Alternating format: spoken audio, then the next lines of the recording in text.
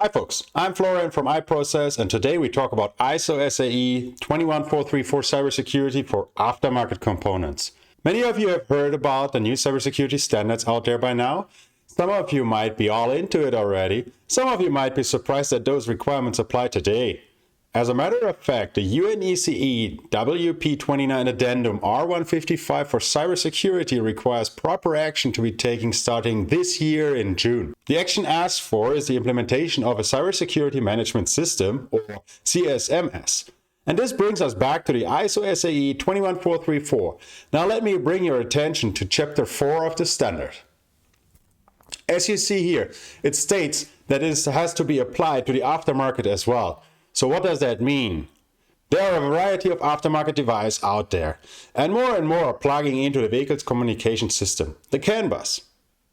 Here's a simple example. A dongle that reads your driving data, such as speed and location, and collects that information for a fleet operator or an insurance company. These dongles are usually plugged into the OBD2 port of the car, and with that connected to the car's CAN network. If that dongle is connected to the internet, to upload the information to the database, it can be an attack path and a cybersecurity vulnerability. An attacker could infiltrate the network connection to use the dongle to send malicious information onto the vehicle's CAN system and create a harm.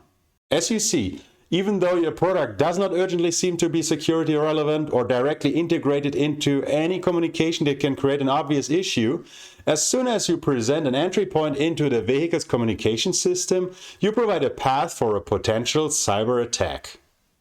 Now, this vulnerability gets amplified by several orders of magnitude when the targeted vehicles become connected cars. Already today, many cars are communicating with the manufacturer's ecosystem, so an attack could already spread over the fleet. Soon we will see V2V and V2X communication growing to significant numbers, and that will put an even higher need for securing each and every one of them against cyber attacks. So what does that mean for aftermarket product development? It means that you will have to generate a threat analysis and risk assessment, or TARA, and either prove with that you are not in an attack path, or you will have to implement the risk treatment derived out of the analysis. In summary, every device that plugs into a vehicle's communication system becomes a path for a cyber attack. And it does not matter if that device has been installed by the manufacturer when they are building the car, or if it gets into the vehicle through the aftermarket. And with such, every device needs to be deployed and maintained with cybersecurity in mind.